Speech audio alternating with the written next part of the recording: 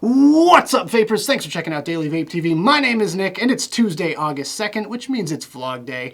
Actually, yesterday was supposed to be vlog day, but I put out my travel vlog instead, so that's why I'm just doing a few little topics today. Might be a little bit of a quick one. I'm not sure if we're going to get a full hour in, but I did want to talk about some things that are affecting our industry currently, because as you know, next Monday is going to be August 8th, which is Vapor Doomsday. I'm not sure what exactly I'm going to do as far as a vlog for next week, but it's going to be extra special, so make sure you pay attention to that. We have a variety of topics to cover today, including some stuff I've been vaping on, some VCC recap, a little bit of advocacy, some drama, and some beer too. We'll have a little bit of fun with this one. But anyways, go ahead and grab your favorite vape, sit back in your favorite chair, and enjoy this one, and let's vape. All right, guys, so at the top of the hour, we have what I'm vaping on this past week, and I've got some new stuff to show off to you guys. As you've probably saw in my latest Fresh Build Friday video, I have this Recoil RDA given to me by Grim Green himself at VCCPA. That's really what I've been vaping on primarily this past week, and so far I've been really digging it. I really got to tell you, I love this thing. I will have my review out shortly, so make sure you stay tuned for that. But in the meantime, I did want to kind of go over what I've got going on in here and just my first initial thoughts of it. So as I've got it set up right now, I did do it with Transformer coils by Coilmaster, as you saw in my Fresh Build Friday video. Before that, I had in here some fuse Claptons from Coils for Advocacy. I really dig what they do. I think it's just such a unique kind of service, and I think they're doing a great thing for this community.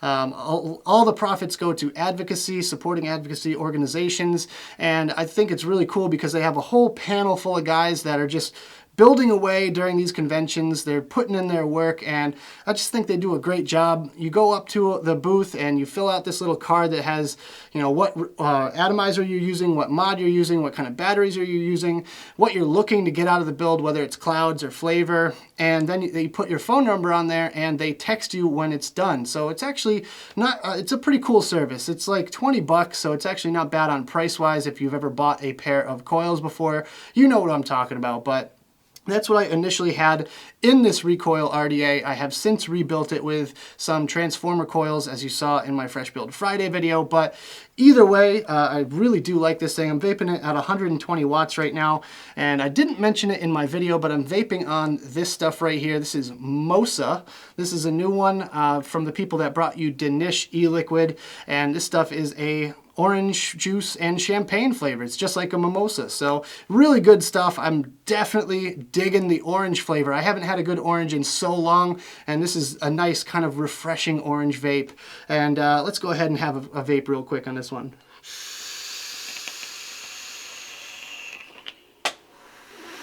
So yeah, an orange champagne is just such a nice refreshing, especially in the morning. It's a great morning vape, but honestly, I've been vaping it all day long for about a week straight since I got it.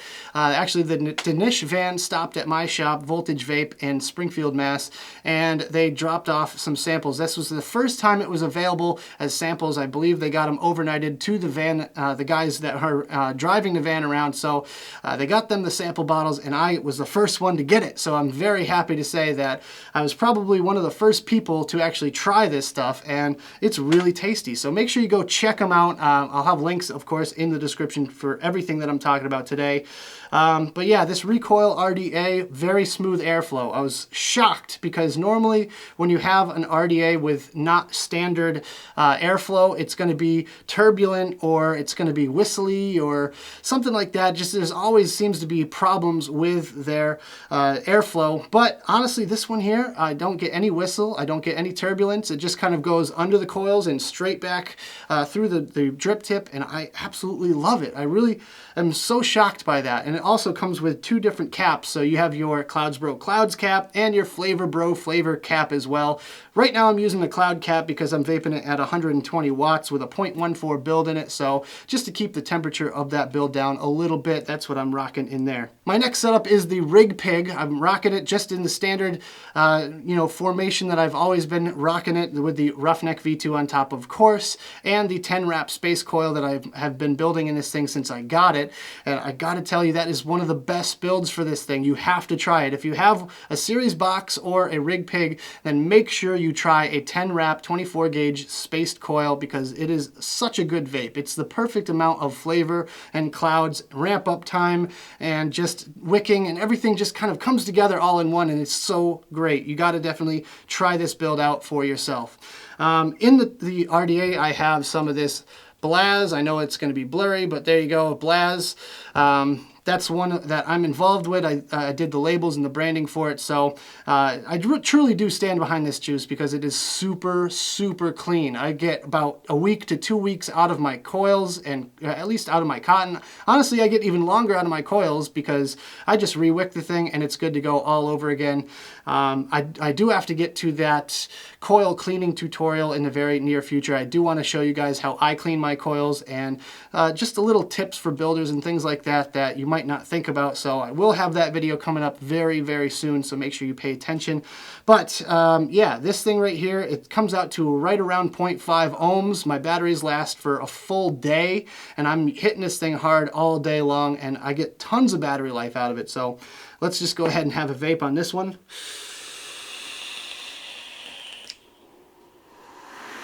And the next setup I've got for you guys is, of course, the Joytech AIO. You've seen it time and time again. Still rocking the 1 ohm coils in here. And I'm doing some VCC Liquids Pittsburgh flavor. I picked this up in Pittsburgh. That was actually when it was released.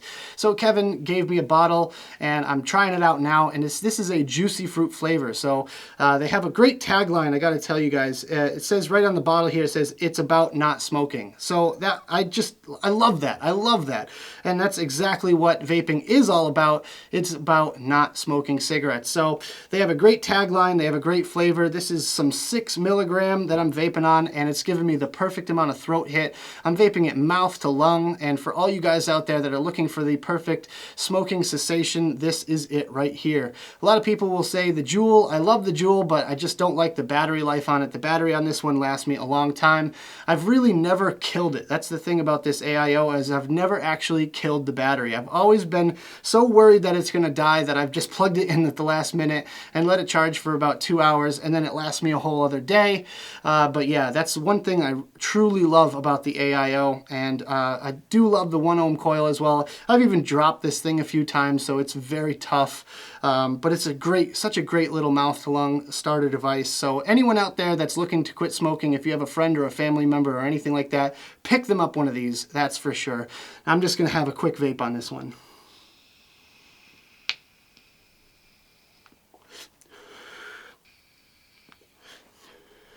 Such a great little device. I cannot say enough how much I really do love this thing.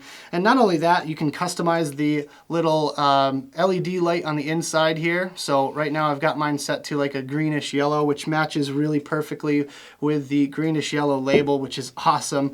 I'm very excited for the other VCC liquid flavors to come out. They're going to come out with one for every single city they've visited, which is awesome. They've even got a Springfield flavor coming, which is my hometown, which is awesome. So very excited for that. And I got to tell you, Kevin Skipper, very well done. Seriously, dude, this stuff right here, there you go. Awesome. Definitely give it a shot. Of course, links down there. I also did want to talk about a few of the companies that gave me a few things at VCCPA. So first of all, I picked up a bottle from Unique E-Liquid. This is, got to get the name right here, Choco Mint Patty. This is a chocolate mint flavor, and I've never been a huge chocolate or mint vape fan, but this stuff, I mean, I can smell it right now. Just without even taking the top off, I can smell that real strong, like it's almost like a creme de menthe. It's just such a nice strong flavor. Yeah, and that's going to be very enjoyable, especially for a nice after dinner vape. Really looking forward to digging into this stuff here. And this is no sweetener added. They don't use any sweeteners in their juice. So that is one thing I can definitely get behind. I love that because sweetener, as you guys probably heard me talk about in a previous vlog, is terrible for your cotton. It's terrible for your coils. It's going to gunk up everything. And it's also really bad for you because sucralose breaks down into 5 different carcinogens when it's heated. So buyer beware. Don't buy juice with a ton of sweetener in it. Also, I got some of this rope cut e-liquid. They were very kind enough to let me try all their juice on camera, and I kind of did a little judging, maybe not a full review, but I did a little bit of a judging right there at the booth. And honestly, I got to tell you, all of them are very, very tasty. They have some very unique flavors. I feel like the American market needs something like their juice, and it's mainly because it's all tobacco vapes. It's all tobacco flavors across the board here. They have 6 different flavors, and they all put their own kind of twist on the tobacco. So you have something more of a cigar tobacco, you have something more of a pipe tobacco. There's even a minty menthol in there as well. Not too overly minty or overly mentholy, but it still has that nice, bold, rich tobacco flavor to it. So really love what they're doing. They're out of Canada, which is an interesting thing because they do not follow the American way of doing e-liquid whatsoever. You can really tell they're definitely not an American e-liquid company. They also have a flavor that's extremely popular in Europe, which is the coconut, what is it? I think it's coconut cinnamon? Yeah. Extravagant tobacco blend that is infused with coconut, cinnamon and coconut. Yeah, that one is definitely a love it or hate it one, as I said on the video there. And yeah, it's still really enjoyable. I don't know what it is about it, but I keep going back to that one, and it makes me want to vape it even more. So definitely give Rope Cut a shot. Their website is gorgeous. Highly recommend checking them out. And finally on the list is some Barn Brew e-liquid. They're out of my home state of Massachusetts. They gave me a sample pack to try out after I kept raving over and over about their flavor called Scruples. That's I'll read it right off the card here. Sweet floral blend of yellow peach and lychee with a surprise ingredient that will keep you guessing. Well, guess what? It's hibiscus. It's a flowery hibiscus, kind of slight floral note, but that peach really comes through nice and strong. I absolutely love a peach vape, and this definitely does it for me. Their presentation is gorgeous. I mean, look at their box that it comes in, all wax sealed bottles. Very, very cool. Plus you get a little unicorn down there as well. Definitely appreciate, 10 points for the presentation. Definitely good stuff. Make sure you go check those guys out as well. Anyways, that about does it for what I've been vaping on. Let's move on to some beer. All right, guys, I got a really special beer to show off to you guys today. This is a King Triple J Julius from Treehouse Brewing Company. A friend of mine, Dylan, works there, who comes into my shop all the time, likes to trade me some rare beers for vape gear, which I'm totally down for. I think it works out for both parties. And honestly, I gotta tell you, this is probably one of a kind. You're not gonna see this beer ever again. This is a one-time brewing of this beer, so this beer is gonna be probably not even available by the time you guys watch this. But this is a King Triple J Julius Double IPA. It's 8.4% alcohol by volume. And the label itself is absolutely stunning. I mean, really, really well done as far as the label goes. It's almost a shame to drink it, but you know what? I really could use a good beer right now. So let's go ahead and crack it open. Ah, yes. Oh, I love that. And I have my Treehouse Brewing Tulip glass here. That's what we're going to be drinking it out of. And this one is more of a juicy IPA. You can really tell just based on the color itself. So first thought is definitely going to be it almost looks like an orange Julius. It really does look like a nice juicy IPA. Very opaque. You can't really see through it whatsoever. The head on it is somewhat of a beige color. It's mostly white, not too thick of a head either. It's very thin, about 1/4 of an inch with a slow pour there. But yeah, very rich looking, nice orangey amber kind of color. Definitely can't see any light through it or anything like that. Smell wise, let's have a smell here. Oh my God. That almost smells like orange juice. It smells like hops and orange juice. I can see a lot of tiny bubbles in there as well. Yeah, that smells like hops and orange juice, and maybe a tad of like grapefruit or something like that as well. Lots of citrus fruits going on, lots of florally hops going on. Apparently this is a hop explosion. This is a ton of different hops. Even Dylan couldn't even tell me how many hops they brew this stuff with, but it's really all about the yeast. It's a very New England style IPA. The stuff on the West Coast tends to be a little bit more of a bitter IPA. This one's a nice juicy IPA. Really looking forward to it. IPAs are my favorite, especially double IPAs. So let's go ahead, let's have a taste.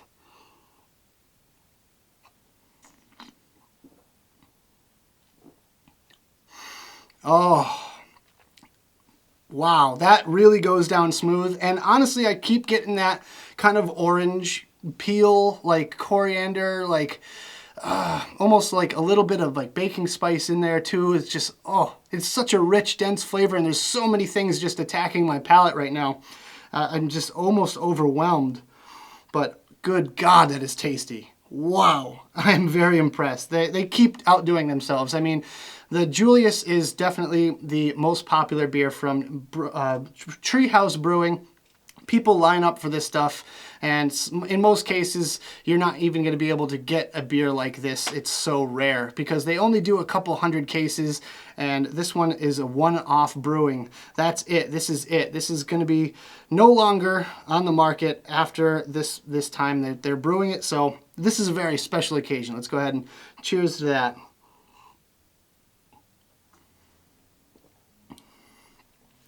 Now, as far as the mouthfeel goes, it's very smooth, very light and bubbly, very effervescent, and the bubbles just kind of dance across your tongue. You can really see all the little tiny bubbles in there. It's almost like, I would say, a mimosa, if that's, you know, a good comparison.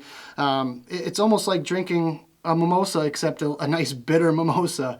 So actually, I'm going to pair it. Not necessarily pair, it's more of a match, if anything, because honestly, these two flavors are just going to complement each other almost too much to be a proper pairing. So I'm actually going to do a quick little matching, beer matching, if you will.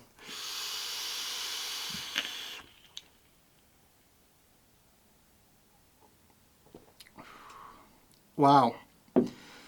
That's good though. You know what? I think it does kind of complement each other just based on the fact that the sweetness of the mimosa flavor in here just kind of counteracts all that bitterness, and it just kind of neutralizes the flavor so you get the maximum amount of flavor out of the other flavors in the beer itself. So it's an interesting way to drink it. I'm not sure if I would do that constantly.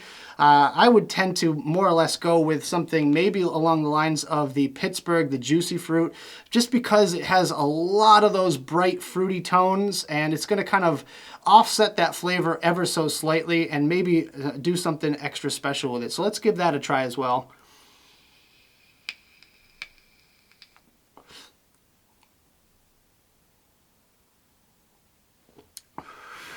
Yeah, I really feel like that does kind of bring out certain other tones to it. And not only that, the beer kind of brings out other tones to the vape as well. It's just an interesting way to kind of drink beer. It's definitely different. And I almost feel bad for anyone out there that doesn't drink and vape, because it just kind of brings a whole different level to the beer, to the vape, to everything. Just kind of brings everything together, which is awesome.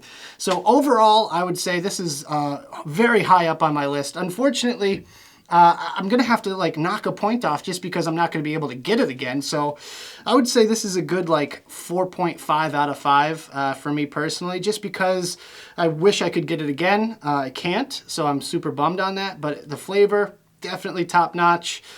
Just everything about this is just like right up my alley. This is like the perfect IPA. This is what I've been looking for a long time, and you just don't find too many out there that are like this, especially just, you know, the quality of this stuff too as well. Just super top notch. I definitely am digging it. If you can find a can of it, definitely get it. I don't know if it's going to even be available by the time you guys watch this, so cheers.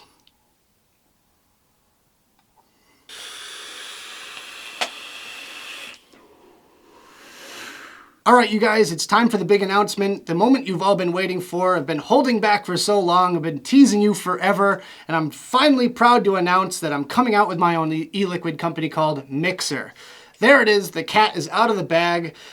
So yeah, I came out with this idea a few months ago, and I've been working on it ever since, and tirelessly with my mixologist going back and forth on flavor ideas and flavor descriptions and all that stuff. I came up with my labels, my flavor cards, my branding, my everything.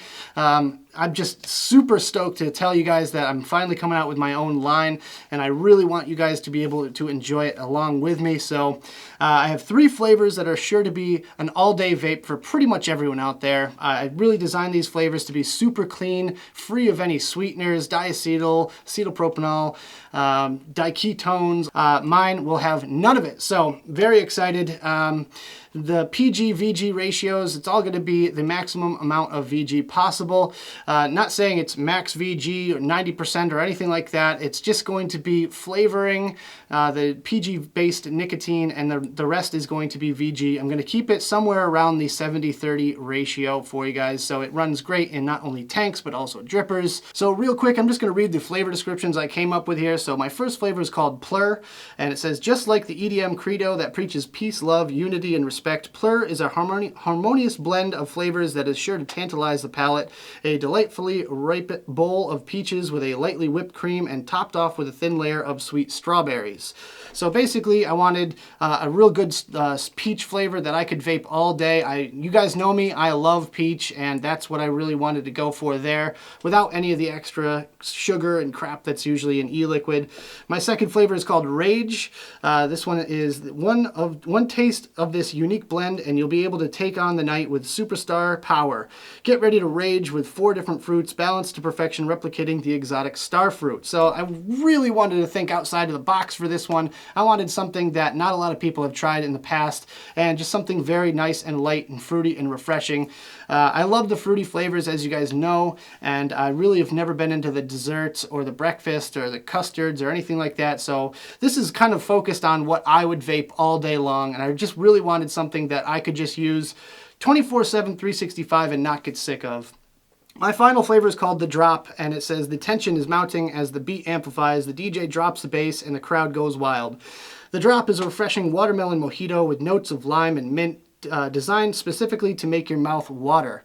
And yes, I really wanted to come out with something different. Again, I got to tell you that I really wanted to think differently. I didn't want to just do the same old flavors that have been done time and time again. So yeah, that's really my main focus for my line. I want to also give back to you guys, so we'll probably be doing giveaways and stuff like that in the near future, so make sure you stay tuned for those.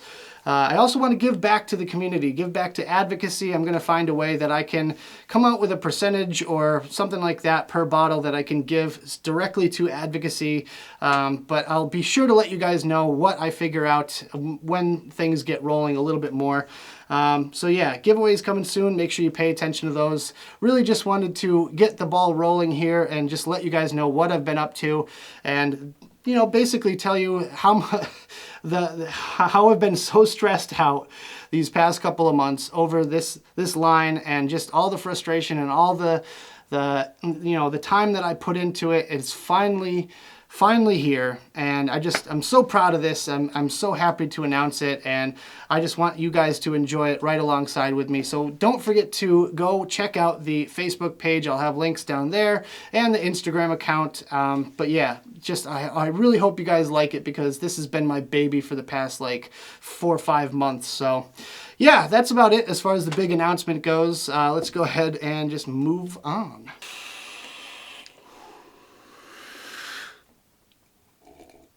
Vape drama alert. I've got some news for you guys, something that I dug up last week and I thought it was kind of interesting and felt like mentioning. Honestly, I really don't like calling out these companies and these people for doing things like this, but you know what? If you're gonna put something on social media, you better be ready to defend it. However, this company that we're about to talk about definitely screwed up this past week, so I did want to mention it. This little segment I'm gonna call UL versus its customers. So, as you guys probably know, the Crown 2 coils have been getting a lot of flack lately. People are saying they burn out in a couple of days. People have just had no luck luck with wicking and just, just burning out their coils super fast. And UL decided to post something on their Instagram account, which I thought was kind of interesting. I'm actually going to put a picture of it right up here for you guys to check out for yourself.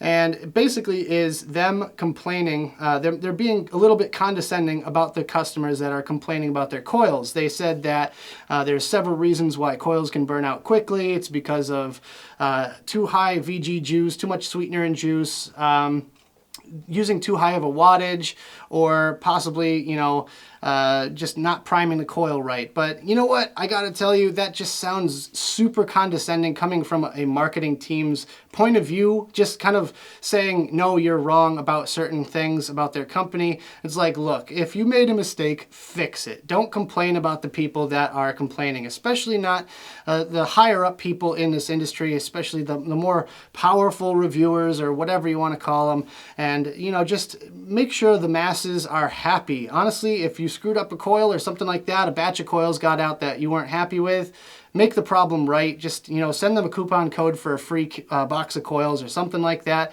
But don't be condescending about your customers. That's just definitely the wrong thing to do.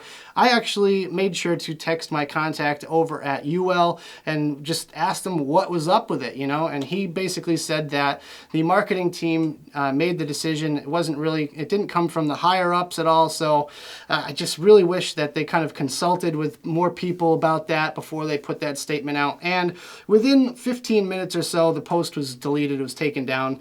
So it just started a firestorm in the comments, and on that post, I was reading the comments and people were just laying into them, and it wasn't pretty. It was very, very ugly, and I really do feel bad for UL for getting that much flack over a post like that. But you know what? Like I said at the beginning of this segment, if you're going to post something on social media, you better be ready to back up your claims and or defend yourself, and I don't feel like UL did a good job on that.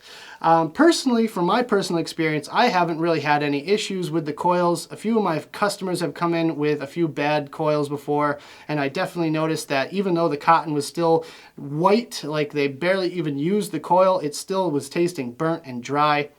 And I do have a few reasons behind that. I feel like I kind of pinpointed the issue, and I mean, I'm sure you guys are probably gonna discuss this in the comments box below, but I wanted to kind of get your theories going on this one. But my theory is that if you look at the Rafale straight down the chimney versus the Crown 2, you'll notice that the Rafale chimney is much wider. Now, when it comes to the coils for the Rafale and the Crown 2 are almost identical. Really, you can swap them in and out, interchange them as much as you want, and you're probably not going to be able to tell much of a difference. However, when it comes to the chimney size, if you think about the area where the coil sits, the cylinder right there at the bottom, you have your coil sitting there. Now, if you have a nice wide open chimney section going down, then your air is going to be able to escape no problem. Whereas with the Crown 2, the chamber is much more reduced down to a smaller chimney, which means your airflow inside the coil is going to kind of be turbulent and just kind of spin around in there,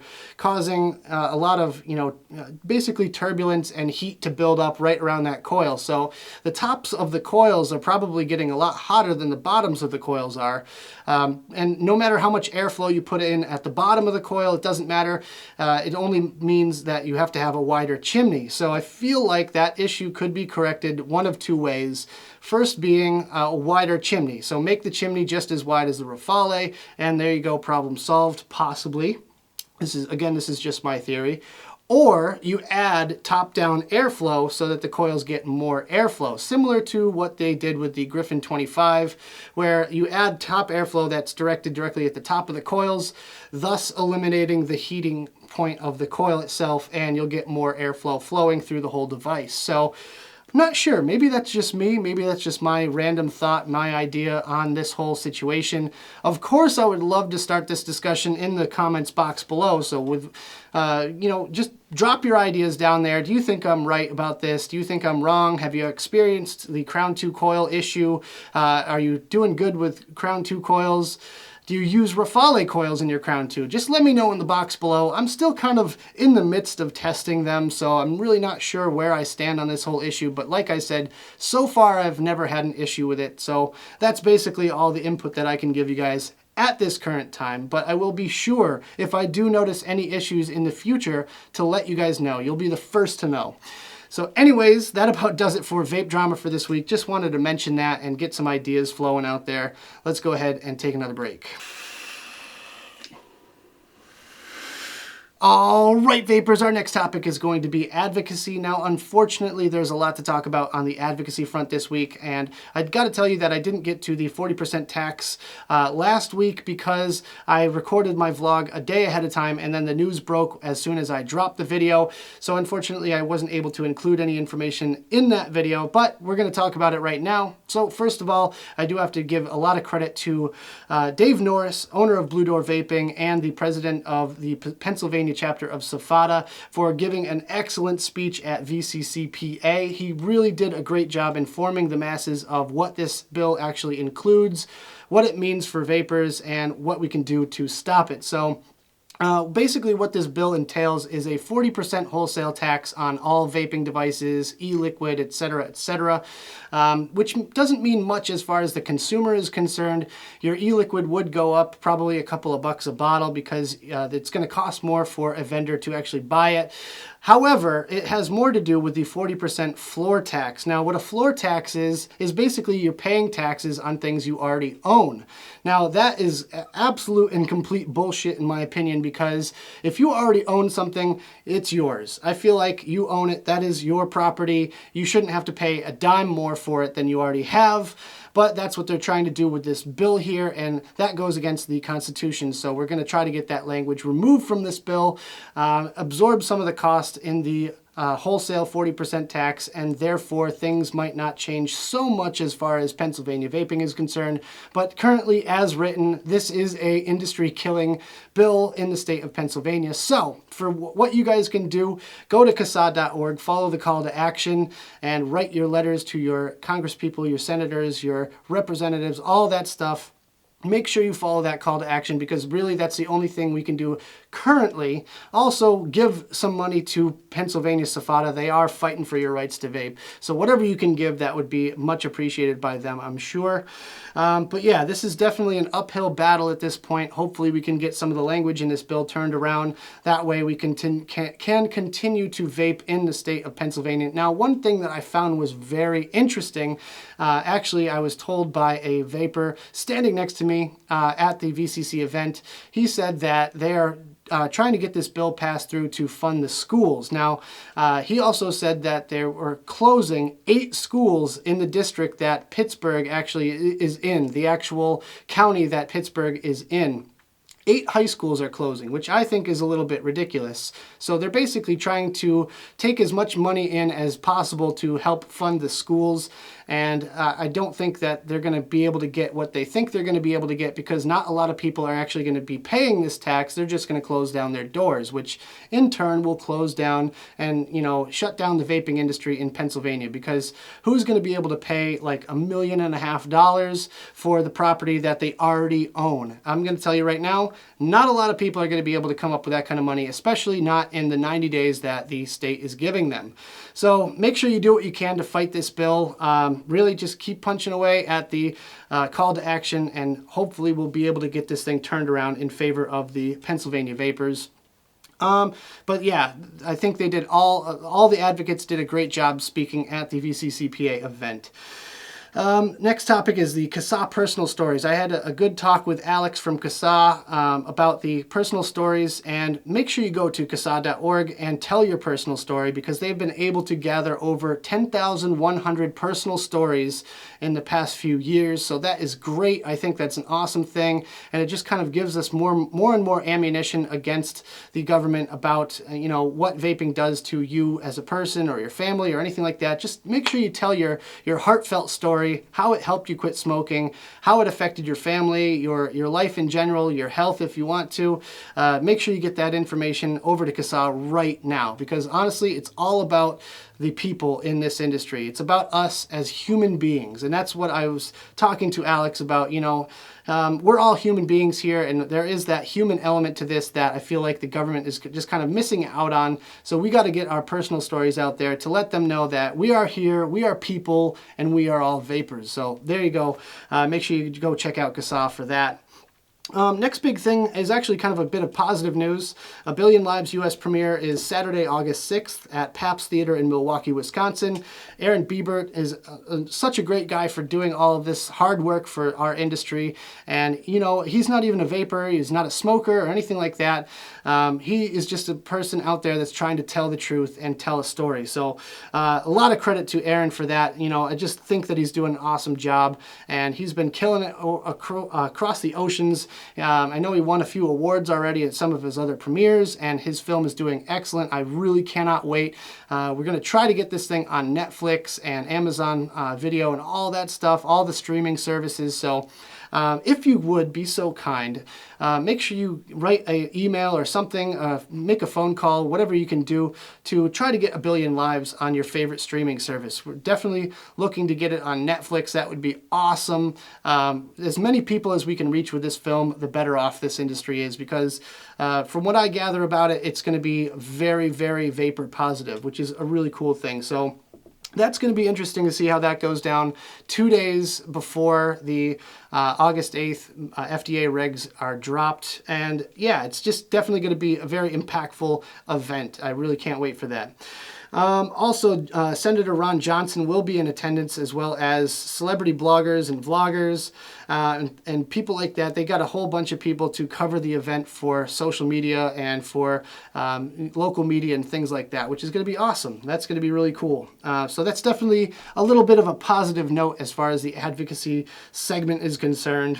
And let's see, my final little topic today for advocacy is 7 other senators sent letters to the FDA other than Ron Johnson regarding their final regulations, which actually it's funny because these other senators actually wrote in conjunction with the cigar rulings. And as you guys probably know, I posted on my Facebook page the same thing the other day, but senators love their big fat cigars and they don't want to see them go away anytime soon, which is what this FDA regulation is going to do. So they actually wrote their letters basically with the same wordage as Ron Johnson's, just basically kind of trying to get information on why the FDA is doing what they do and, you know, why they aren't testing this before they regulate it. So hopefully something comes out of that, because honestly at this point, cigar companies and the cigar industry is our ally, which, you know what, I'll take whoever I can get as an ally at this point. But I just thought that was a little kind of funny thing. Maybe not so funny as it is, you know, just ironic, because, you know, these senators, these guys, they love their cigars apparently, so they wrote their letters too. Should be an interesting thing. We'll be following this topic for the next couple of weeks. Should be good. So anyways, that about does it for advocacy. Let's go ahead and keep it moving. All right, guys, not much more to talk about, just a few little random thoughts here. So first thing on my list is VNE. This is, or actually it should be NVE, because now it's called National Vape Expo instead of Vape Northeast. So it's basically VNE round 2 for us, because we just saw this convention come through a few months ago at Foxwoods in Connecticut, and it's coming through again under a different name. They basically did that because they couldn't get their Vape Northwest to go through because of the new fire marshal in the city in Colorado. I believe it was in Denver that they were going to throw the next one in. They couldn't get that the approval from the fire marshal, so they said, screw it, we'll go back to Foxwoods. We had no issues there. And I mean, it should be interesting. I guess there's no more pressure from the Samantha Bee show, which was at the last VNE event. So this one's going to be a little bit interesting. The company that's running this event, again, I don't really not trust them, so to speak, but more or less just, I'm not really as into it as I am other events. Let's just put it that way, because for instance, like, I love Kevin Skipper's events. Kevin throws an amazing show, always runs very smooth, and it's always focused on advocacy and helping smokers quit smoking. And this event is more just an all-out, you know, chaos kind of thing. It's vape models running around, it's giveaways left and right, and you know, anything goes as far as the vendors are concerned. I'm sure we're going to see a lot of CBD and wax vaporizers and things like that just kind of jumbled into the whole mix, which I'm not a huge fan of at my vape events. But you know what, for these people, I guess it's more about the money than anything else. But I will be in attendance just because it's close, and it's really the only thing I can do to just kind of help promote myself, my channel, and just go to meet you guys out there as well, because I know there's a lot of people locally that still haven't been able to get the chance to, you know, come up to me and shake my hand and all that stuff. And I would really love to meet every single one of you guys, honestly. I want to come out there to whatever city that you're in and meet you guys personally, because it's really about this personal connection that you and I have. It's about this bond of trust and all that stuff. And I know I sound like I'm getting all mushy and things like that, but really, I would absolutely love the opportunity to meet all of you guys. Which kind of brings me to my next topic, which is the VCC wrap-up. Hold on one second. You can't let a good beer get warm. That's all I'm saying. Sorry about that. Anyways, moving forward. So yeah, first and foremost, as far as the VCC wrap-up is concerned, I would like to give a massive hug and shout out to Sean from Plumes of Hazard, aka Understudy. He is the man. He helped me out so much at this event, and he's always the one just kind of organizing things behind the scenes, and he definitely does not get enough credit for it. I totally forgot to include him in my special thanks, but seriously, dude, thank you so much. I seriously appreciate everything, and I'm sorry I left you out of my video. But yeah, you might have seen him. He's the one with the flat cap on, flipping off the camera left and right. But anyways, he was also the one that was organizing the whole dinner on Saturday night, where we went out to Tonic at the Vape Showcase. He actually made it happen to where they could close off the upper patio and let vapors vape up there. But this time he stepped up the game and allowed vapors to vape throughout the building, which was amazing. I had an awesome time hanging out with him and Phil and Jay and Chad and Jen and all the guys from VCC and all the reviewers and everybody else. But seriously, Sean, you played an intricate part in that night, and I just wanted to thank you so much. Other than that, I would like to say that, you know, the VCC event as a whole was a very big success. Unfortunately, a few of the vendors backed out at the very last minute, and that really can't happen in this industry. We really can't have that happening, because that's just kind of shows the loyalty and shows where your dedication lies. All of a sudden, they drop a 40% wholesale tax that doesn't go into effect until after the event, and 3 major sponsors bailed. So what's up with that? You know, I was hoping that that wouldn't happen, but unfortunately, 3 of the major sponsors just didn't even bother showing up, which is just a travesty at this point in this industry. That's really not what we need. We need more solidarity. But overall, the show went through, you know, went off without a hitch there. I had a great time. I had so much fun hanging out with all my favorite people. Kevin just throws an awesome event. He seriously throws a great event, and I appreciate all the hard work that him and his crew his crew do for these events. Seriously, it takes months of preparation and planning and just all the fine details getting ironed out, and he just makes it happen. He makes it look easy. So there you go. Really stoked. Can't wait for the next one. Chattanooga is the next stop for VCC. Absolutely going to be in attendance there. Really cannot wait. So if anyone's planning on coming out to VCC Chattanooga, I will be there. But anyways, I would also like to thank every single person that came up to me and just shook my hand and was talking to me for a while and all that stuff. Thank you guys so much, because that's the reason I do what I do. That is the reason that I am a YouTuber. That is the reason why I continue to do what I do, and I just want to make it happen for everybody. Like I said, I would absolutely love to meet every one of you and shake your hands and take pictures with you, because that's what it's all about, the human connection. That's what the whole thing is about. And it's just, you know, it warms my heart. It really does. So thank you guys. Thank you all so much. Real quick, I just wanted to mention the fact that I've hit 15,000 followers on my blog on Tumblr. 15,000! That is just unheard of. I mean, I never thought that would be possible coming from my original blog. You know, it didn't get much attention. Then all of a sudden, it felt like, you know, within the first 3 months, I had 400 followers. I said, once I hit 400, I'm going to start a YouTube channel, which is the reason I'm doing what I'm doing today.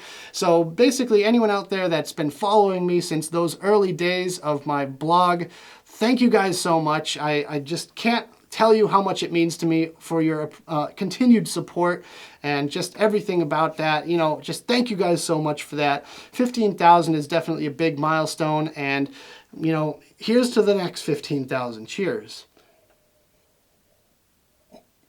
So I did want to mention the fact that we all need to keep up statewide advocacy. I am a board member of the Massachusetts Smoke-Free Association, and I am paying attention very closely to what my state is doing, either by city, by county, by everything. I'm paying attention to what's going on in this industry and what's going on in this state, seeing if we can do anything and to make a difference. We do secure a lobbyist whenever we need them, and that's just a big deal to me, because you got to make sure the same thing in Pennsylvania doesn't happen to other states. We really can't have taxes like that going through just overnight, without any provocation or anything like that. Just all of a sudden, boom, 40% tax and 40% floor tax. So that just makes me want to tell you guys to pay attention to your local state advocacy and keep up the fight in your state, not only on the federal level, but also the state level, because both are just as important.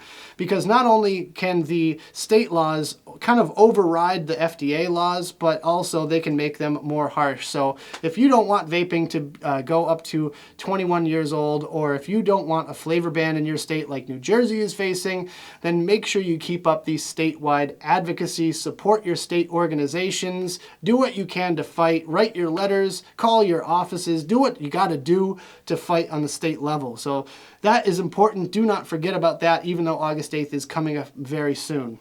And finally, I just wanted to I wanted to get your opinions on something. I wanted to share my thoughts on it, and I just kind of wanted to just have like an open letter basically to all you vapors out there that have successfully quit smoking. I have quit, I quit 4.5 years ago. I'm 4.5 years completely cigarette free, and I feel great about it. However, I noticed something happening that I didn't really want to talk about for the longest time because I felt embarrassed about it.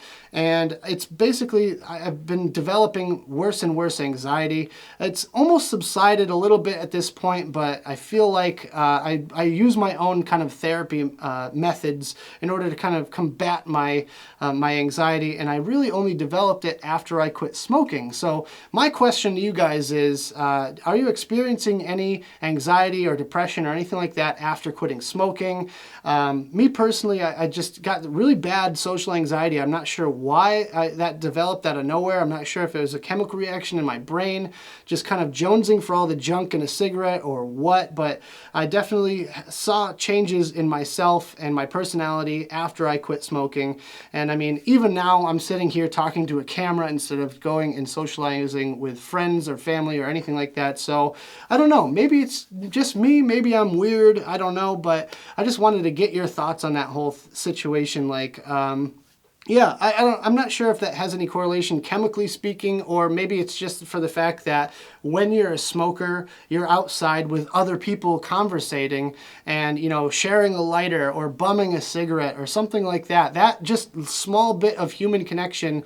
And us vapors are in our bedrooms or basements or whatever, Googling the next best high wattage box mod or RDA and stuff like that. So maybe that's just my imagination. I don't know. I want to get your thoughts on the whole situation. So just drop your comments in the box below. But anyways, guys, that about does it for this vlog. I hope you guys all enjoyed. I'm not sure if we made the full hour or not, but you know what? Screw it. It's Tuesday. It's not even vlog day. So let's just go ahead and kill this beer real quick. So yeah, that about does it for this video, guys. I hope you enjoyed. If you did, make sure you hit that like button and subscribe for more videos just like this. Of course, leave me comments in the box below of what you thought about any of the topics that we talked about today, as well as check out the advocacy links in the description below. I've got them down there for you so you can fight for your right to vape. And check me out on all my different social medias. I have Twitter and Instagram. Make sure you follow me on there, like my page on Facebook, check out my Snapchat, and if you want to give me a couple of bucks on my Patreon, that would be awesome as well. Don't forget to check out Mixer e-Liquid. I'll have the links in the description below for you guys if you want to check it out for yourself. It will be available for purchase very soon. I'll let you guys know all the updates on my social media there. But anyways, thank you guys so much for joining me. And as always, vape on.